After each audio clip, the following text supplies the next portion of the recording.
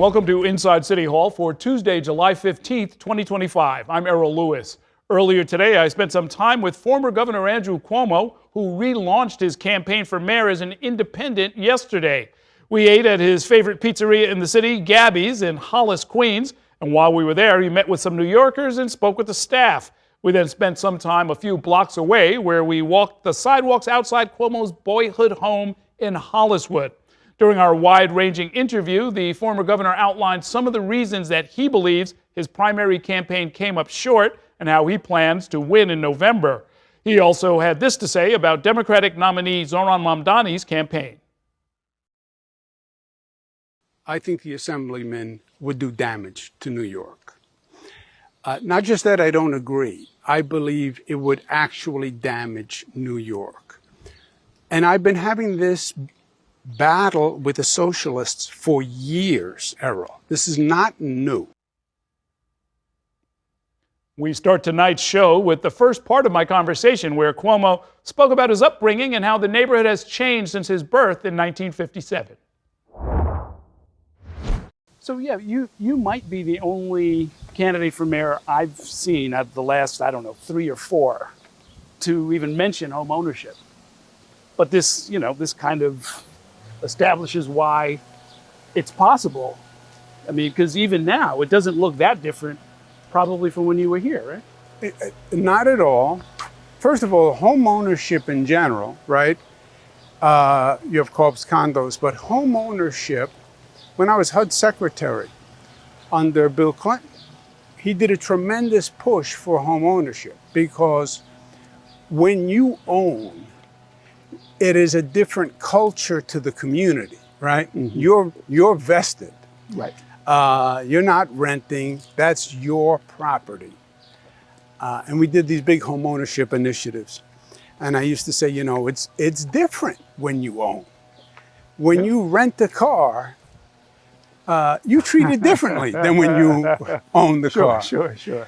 When you're in the hotel room, how many towels do you use? That's right. Or whatever they got, right? Right? Yeah. But when you're home, and so there's something about home ownership, and you don't think about it, again, in Manhattan, getting back to that whole conversation, but a lot of people, this was the dream. Mm-hmm. Have a home, a little backyard, a little space for the kids, a little lawn, and a lot of people want that, right? Mm-hmm. Now, they then were here at the East End and the Queens. Then you had to go to Nassau. Then you had to go to Eastern Nassau. Right. Then... Right, now you're in Exurbs. Now you're out in, Riverhead or someplace, right? Yeah. And then you're a police officer driving in from Suffolk. Well, because that's the only place you can afford the house. Right. Orange County to buy a home. Right? Yeah. Very interesting. So I wanted to talk a little bit about politics. I wanted to ask you a little bit about some of, some government policy stuff. And then some, and also some neighborhood stuff. I mean, neighborhood-wise, where'd you go play? Like, how was this neighborhood set up? This was the playground. Okay, right on the street. This intersection was our football field. Okay. Great feats were performed here. Legends. I was a star. I was a star on the football field. There it was. But at that time, there was like a lot of loose gravel in the middle of the street. So it was like a little treacherous. Yeah. There was a park, Cunningham Park, which was really too far to go to. But you played on the streets, a lot of kids played around. Baseball, a lot of kids around at that time, guys I'm still in touch with. And it was always a solid middle-class area, always diverse, and it was just great. Queens is one of the most diverse boroughs, literally, in the country. So you grew up with everyone. And there was a tolerance and a comfort that you just grew up with. In hindsight, do you have any sense of what government policies made this experience possible? You had a quality public education system, and you had a family. You didn't have to move to Westchester. You didn't have to move to Nassau. You stayed in the city, and you could get a quality public education. You stayed in the city because your property taxes were much lower. You move to Nassau, you move to Westchester, your property taxes go way up. You have no income tax in Westchester, Nassau, but the property tax was actually higher Yes. than the income tax. Yes. And it was safe. It was safe. You have a family, what's your first instinct? I want them to be safe, right? This was a safe neighborhood for the kids. Not much different than before, except it was affordable, right? Right. The houses were actually at a level. And that is, I don't know if that's really a government policy. I think that was just development and how the development spread as the city grew. I don't know that you could have really stopped that growth of that metro area out to the exurbs, et cetera. So if when you hear your opponents say life's not affordable, people can't get a foothold, basically that they can't have what you had growing up because of a lot of different circumstances. And you've said his proposals, in your opinion, are just not realistic. What would you do? How do you make this available to the next generation? Oh, the problem is, I agree with him on the problem. And by the way, he didn't figure out the problem. Jimmy McMillan, 2010. I remember that debate. The rent is too damn high. Yes. The best line of the entire debate. I remember that. And the best response in every forum was to Jimmy McMillan, the rent is too damn high. So affordability has been a problem. That is a fault of the government. Now, you can get, there are short-term solutions. The Erstat law could be repealed, allow New York City to regulate its rents. You know, when he now says freeze the rent, people think he's talking about their rent. No, he's not talking about their rent. No. He's talking about only rent stabilized units, right? Sure. And you can only do that for so long. When we took the walk before, a fella came up to me and he said, you know, I own a small building with rent stabilized units. My property taxes went up, my heat went up, all the costs went up. Right. I'm going to go give the building back to the bank, right? But repeal Erstat and increase the rent regulation and the rent guideline board factors, et cetera. But long-term, the answer is you don't have the supply. You're not building housing. It takes you 4 years in New York City to get a building permit. I built LaGuardia Airport in 4 years, right? It can't be. You need a massive construction effort like you've never seen before. Open all the valves, rebuild NYCHA, which, by the way, public housing authorities all across the country have rebuilt much better and much faster than NYCHA. I worked on the Chicago Housing Authority, which was the worst housing authority in the United States.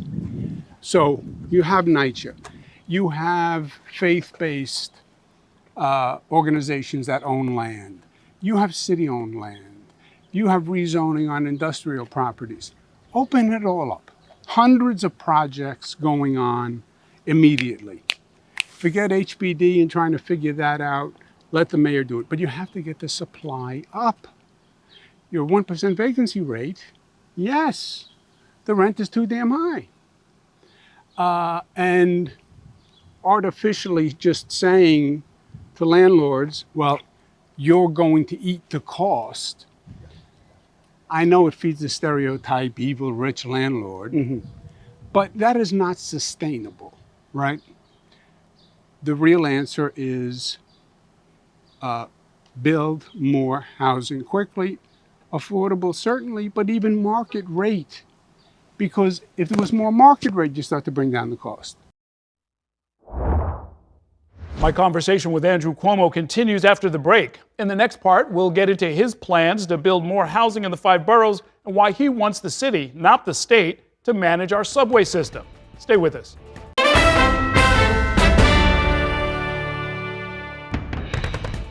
Welcome back to Inside City Hall. As we told you before the break, I spent much of the afternoon with Governor Cuomo walking around Hollis, Queens, his childhood neighborhood. We discussed his vision for the city and how he plans to build more housing if elected in November. Here's the second part of our conversation. I associate you, and I know you've heard this before, but every time I go to LaGuardia Airport, I think about Governor Cuomo. I was like, you know what? He did that, right? There are people who say similar things about the Kosciuszko Bridge, 2nd Avenue Subway, and Mario Cuomo Bridge, these other projects. What's a public infrastructure project that you see where you're thinking, you know what, if I get to City Hall, that's going to be pretty high on the list? First, explosive housing like LaGuardia, like the Mario Cuomo Bridge. Hundreds of sites that are managed from the mayor's office, where you figure out the zoning and you deal with the council person and you deal with the political opposition. Hundreds of projects going on. Let people see that growth. Second, I would say to New York State, let New York City manage the NYCTA. The MTA itself is a behemoth, right? You have Metro North, you have a board of 170 people, whatever it is. Let New York City manage the New York City transit system. Let us do the capital projects. Let us do the security with our NYPD. Let us do the maintenance because the place stinks, literally. Let us manage it. And let the MTA focus on Metro North and LIRR and everything else. That could be a massive improvement. And it is entirely doable, right? So that would be those two things, I think, in the first phase would make a marked difference. You'd see construction going on, and imagine if you got on a clean subway, and it's all doable. During COVID, every homeless person off every train and out of every station every night. I remember. And they scrubbed down the cars. It was crazy. Yes. Yeah. Yes. Yeah. We had that bad information, by the way, but that COVID information that you could get COVID by touch, Right. sprayed down every train, paid a little bit more, and it was lemon scented. Yeah, no, it was, I remember. And you could get a seat because everybody was scared to That's ride, but it brought me back onto the subways. Yes. Yeah. If you could get all the homeless out of the trains, all the homeless out of the stations, which is actually good because then they get the care they need. And then you could spray down every train every night. This is all doable. Sure, Spray down sure. every station every night. It's just us. We're just not doing it. There's no structural impediment here. It's just no one wants to take the risk. No one wants to deal with the political opposition. No one wants to deal with the operational responsibility. Mario Cuomo Bridge, Tappan Zee Bridge. The 4 previous governors say they're going to rebuild it because it's dangerous. Right. And it was built on a temporary basis. And literally each one of them, they're going to rebuild the Tappan Zee because you can fall through. And you would drive over and there'd be these temporary plates right, and, traumatized the whole generation. I'm in an office. I said, I want to talk about the Tappan Zee Bridge. And the Thruway Authority, which was responsible, comes in and says, well, you could never really replace the Tappan Zee. I said, why not? Well, it's over the Hudson River. You're going to get sued, the environmental groups. You know, some people want trains instead of the bridge. You know, we'd run into problems. It could be a debacle. I said, no, see, that attitude, I get it, you know. The big ditch in Boston, right? It could be a career sinker. Mm-hmm. Yeah, I get it. But then nobody replaces the Tappan Zee Bridge with that theory. And if I mess up, I mess up. But I have to try. It's that mentality. And what I'm excited about is every urban area in the country is in crisis. Post-COVID, people are leaving. Their revenues are down. Los Angeles, Chicago, they're in real trouble. Even internationally, New York City has a moment, a window of opportunity to be the urban area internationally that is growing and attracting people. We can get the businesses of tomorrow. I talk to AI firms who want to come to New York. And if you're getting the firms, if you're getting the companies, then you get the young people, right? You get the youth and the talent because it's a virtuous cycle. The company comes for the talent, the talent comes for the company. As long as the young people want to come here, the city will survive and thrive. It's time now for a break, but don't go anywhere. The final part of my one-on-one with Andrew Cuomo, where we discuss how he plans to win the November election, comes up after the break. Stay with us.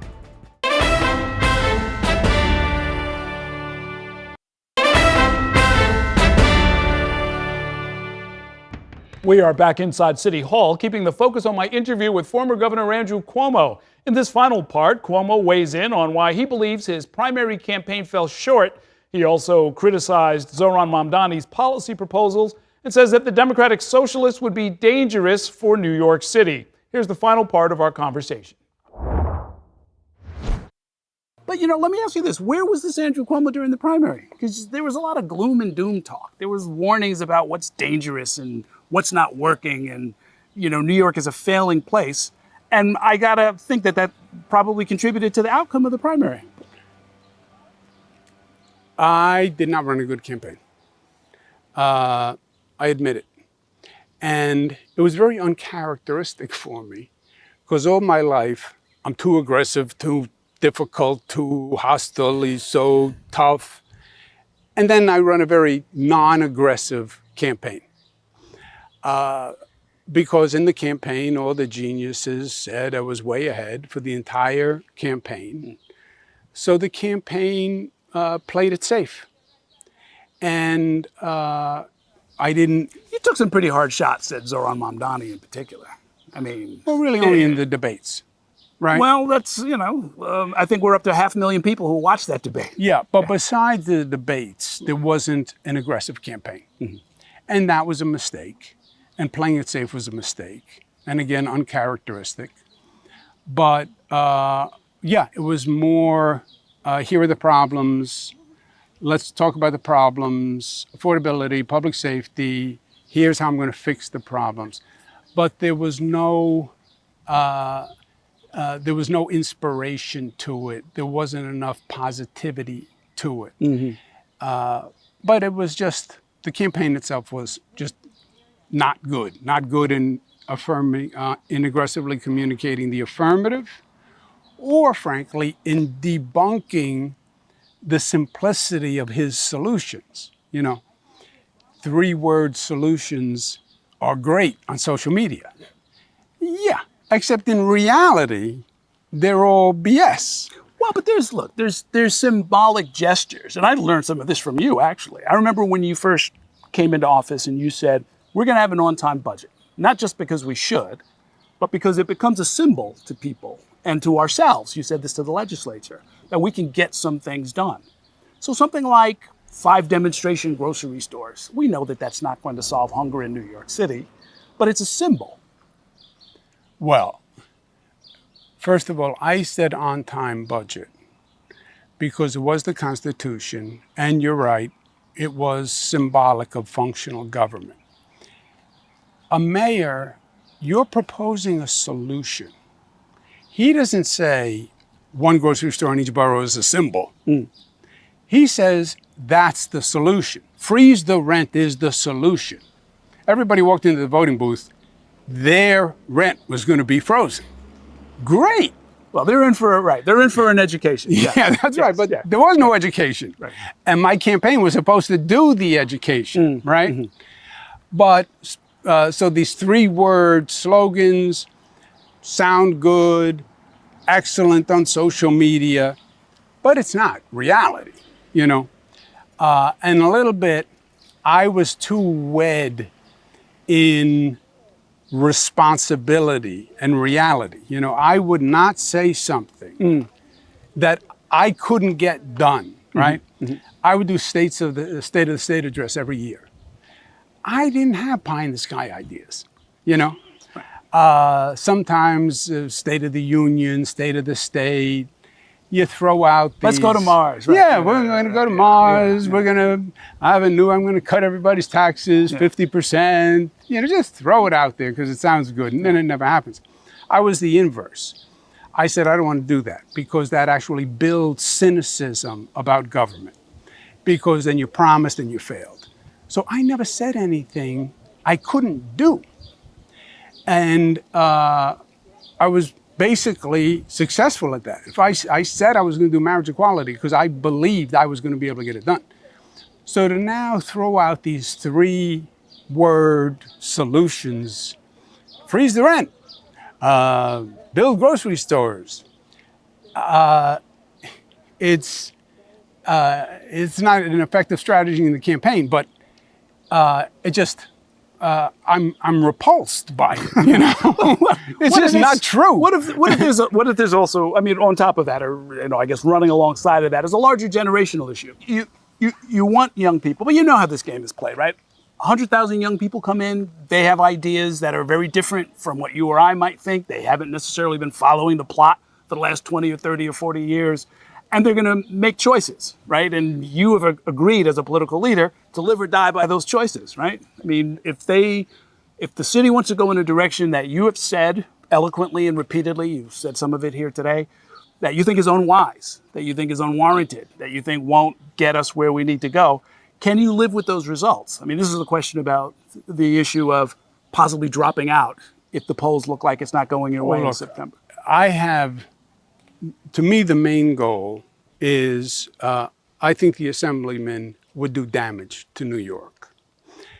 Not just that I don't agree. I believe it would actually damage New York. And I've been having this battle with the socialists for years, Errol. This is not new. This is the Amazon project, right? I worked for a year to get Amazon to come to New York to open up a national headquarters, 25,000 jobs. The socialists oppose it and wind up killing it. It was going to be in Queens. It would have jump-started a whole industry. They're anti-corporate. They're anti-business. New York is about business. There is no future for New York if you are going to be anti-business. I'm a socialist. I'm against corporations. What are you talking about? How you, as mayor, you want to be attracting businesses. That brings the jobs, that brings the opportunity. You're going to be hostile? You're going to kill the Amazons of the world from coming here? New York's dead. The affordability answer is no answer. I'm going to dismantle the police. What do you mean you're going to dismantle the police? You already made the mistake defunding the police, which I had a major argument about under de Blasio. He wanted to defund the police. That was the whole political movement. That's what the socialists wanted to do. I added police at the MTA to compensate for him defunding the police. Now they've taken defund to dismantle the police and send out a social worker. When somebody's coming through the window at night and I dial 911, I don't want a social worker to show up and counsel the person who's trying to rob me. So I think he would be affirmatively damaging to New York. And when this started, if you remember, it was the socialists versus Eric and Andrew, the moderates. Right. Somehow I became a moderate somewhere along the way. I was always too liberal. Now I'm a moderate. But it was the socialists against the moderates. And I think the strongest candidate against the Assemblyman should run, period. And I said to the Governor Patterson proposal, mid-September, you're about a month from the election, pick the strongest candidate, the other one defers. And I agreed to that first. And if Eric Adams is stronger as a candidate, God bless him. I'll step aside. And vice versa. So I have no problem with that, and I can totally live and support that. Okay. We'll see you out on the campaign trail. Thanks a lot. Thank you.